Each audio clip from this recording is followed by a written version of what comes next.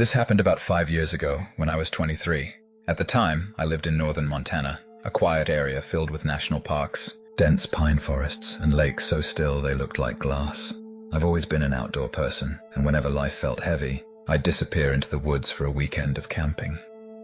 That summer, I wanted to go somewhere truly isolated. No other people, no noise, just me and the wilderness. So I chose a place called Ash Hollow Ridge, a small clearing about a mile off a rarely used trail. The area was known for its tall pine trees and an old, dried-up creek bed that ran through the center. I reached there late in the afternoon. The sun was dipping low, throwing long golden beams through the forest canopy. The silence felt thick, heavy, almost comforting. I pitched my tent beside the creek bed, built a small fire, and sat back to enjoy the quiet. Around 9 p.m., the forest began to change.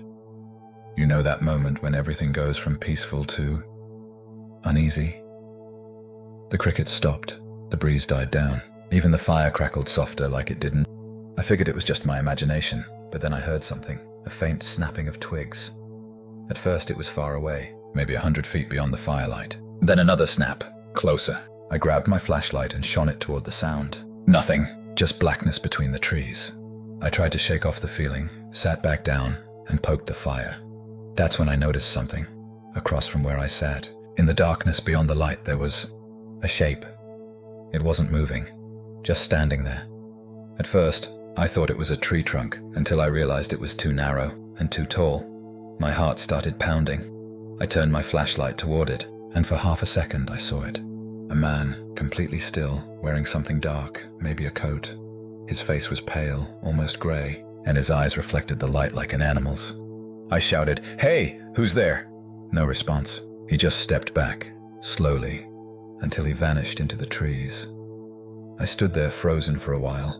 Eventually, I convinced myself it was probably a hunter or hiker passing by. I told myself if it was something dangerous, they'd have already approached me. But I couldn't sleep. Every sound outside felt sharper. Every gust of wind sounded like footsteps.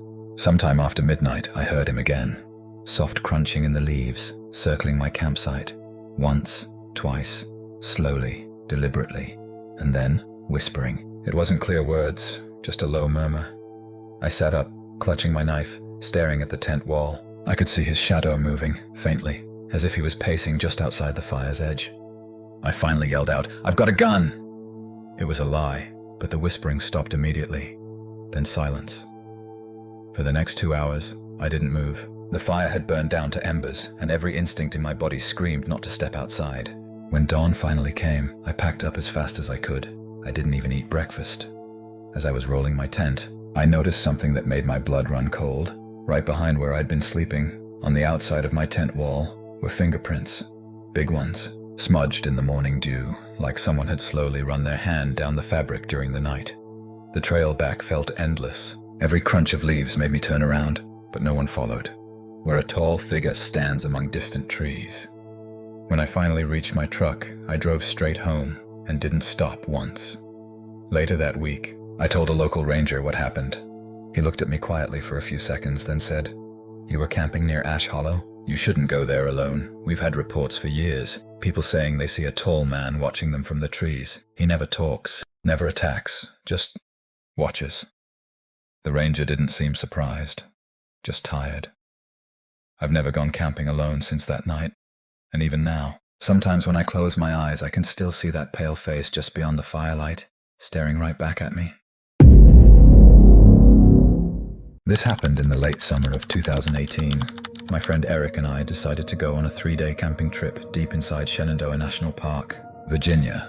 We were both experienced hikers and often went off trail just for the thrill of discovering hidden places. But that time, we took a wrong turn and found a place we wish we never had. The plan was simple: hike for about 5 miles into the woods, camp near a small stream we saw on the map, and come back out the same way. The first day went smooth. We reached the stream, set up our tent, cooked, and spent the night under a sky full of stars. It was perfect. The next morning, Eric woke up before me and said he wanted to explore further along the stream, just to see where it led.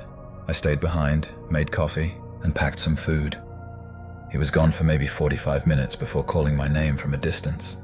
When I walked over, I found him standing in front of a narrow trail that wasn't marked on the map. It looked old, overgrown with moss and tall weeds, like no one had used it in decades. There was a wooden sign beside it, half buried in dirt, faded so badly we could barely read it. But one word was still clear: closed. I told him it was probably an old ranger path or something unsafe, but Eric grinned and said, "Come on, man. It's probably a shortcut to something cool. Just 10 minutes, I promise." I hesitated but followed him anyway. That was my first mistake.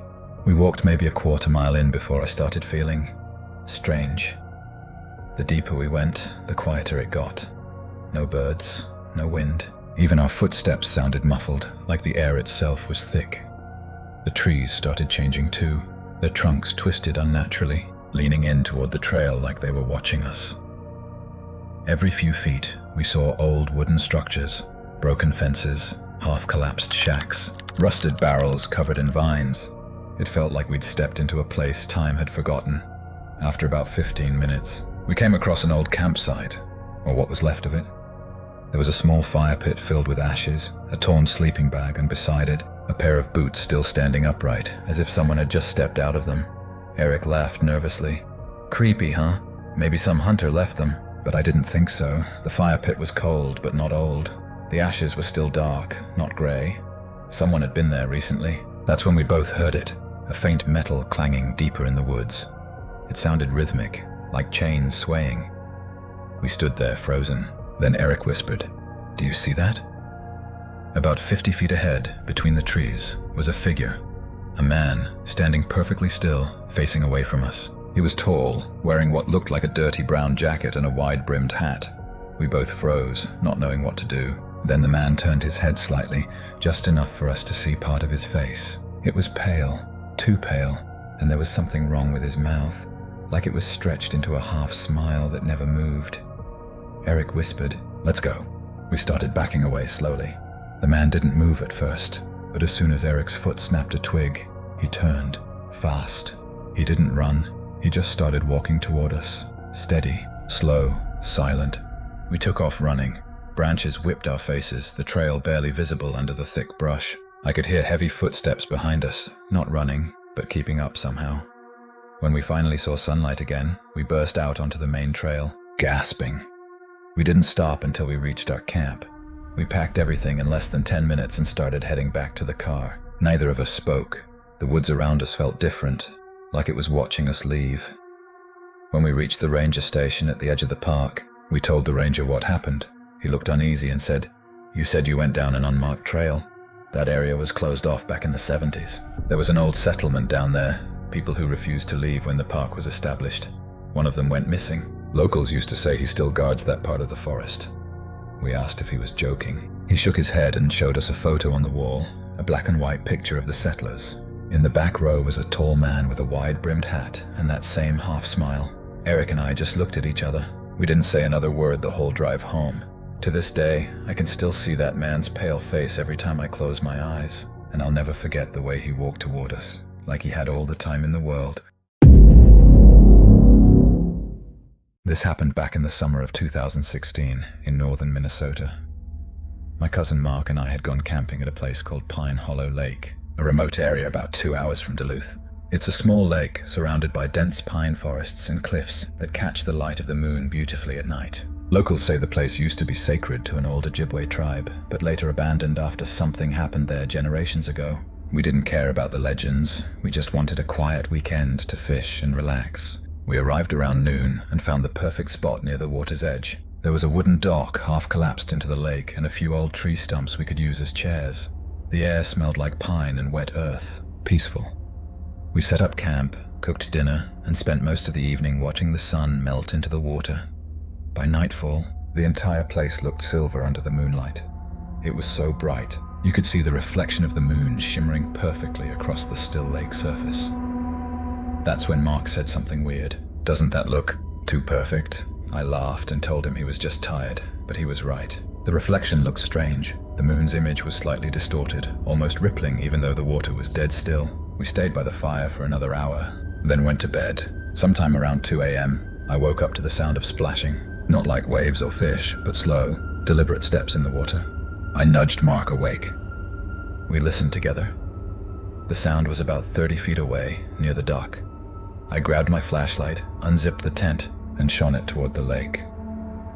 At first, I saw nothing but silver ripples. Then, I caught a glimpse of something. A dark shape just beneath the surface, maybe waist deep. It looked human.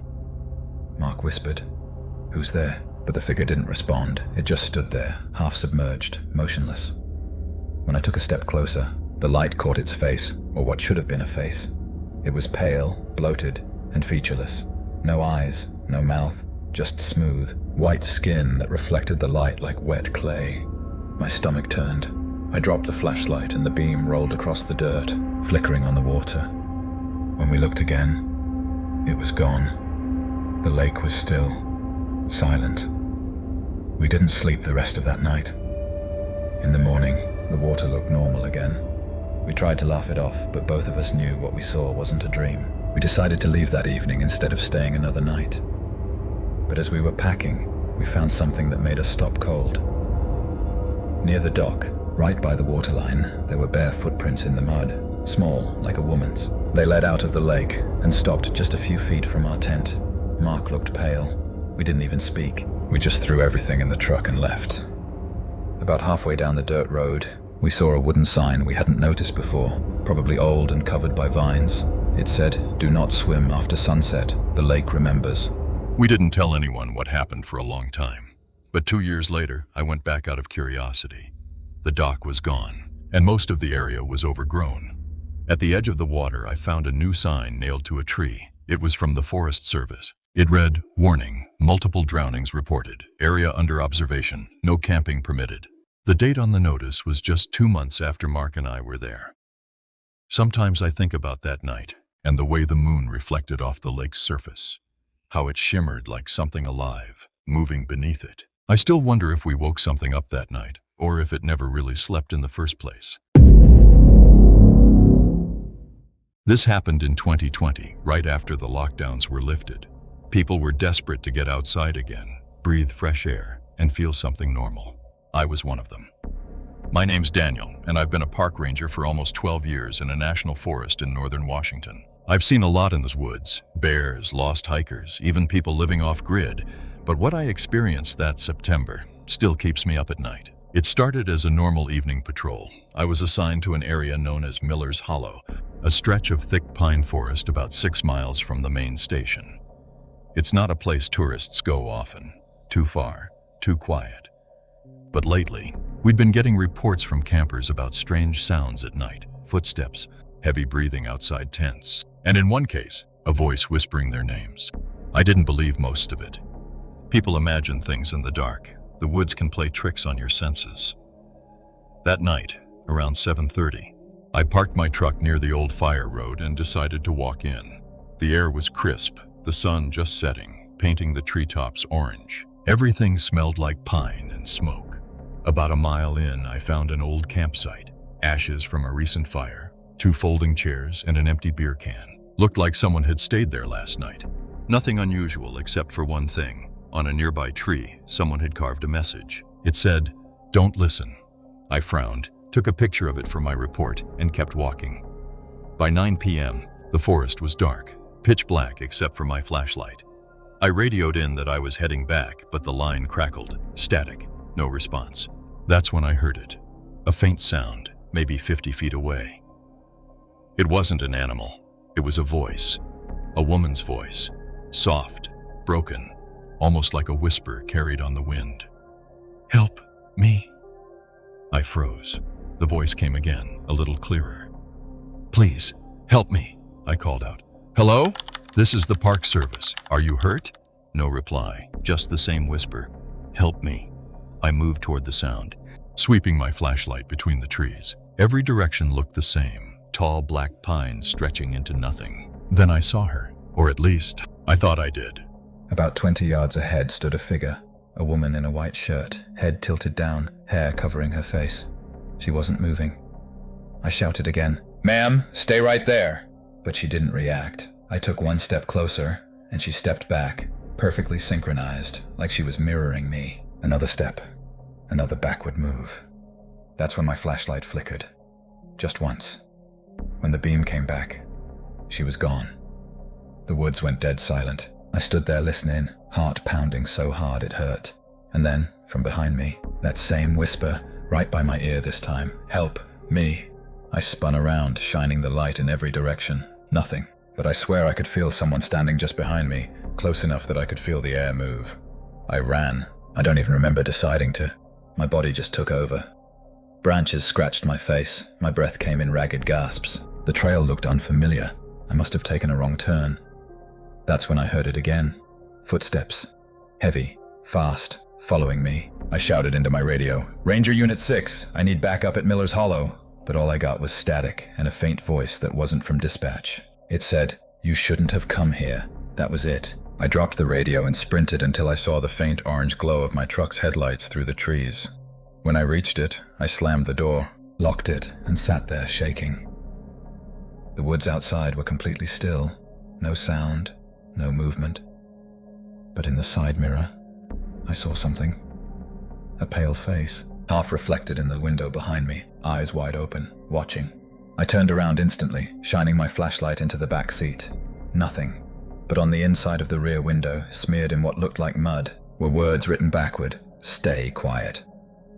The next morning, I went back with another ranger, Jeff. We found the same tree with the carving. "Don't listen." But right beneath it, freshly etched into the bark, was a new line that hadn't been there before. "It hears you." We both looked at each other, and Jeff said quietly, "Let's just log it and go." I've never gone back to Miller's Hollow since that night. Every so often, I hear campers talk about the whispering woman who calls for help deep in the woods. Some say if you follow her voice, you never find her, but she always finds you, and sometimes on long, quiet patrols, I swear I can still hear that soft voice in the wind. "Help me."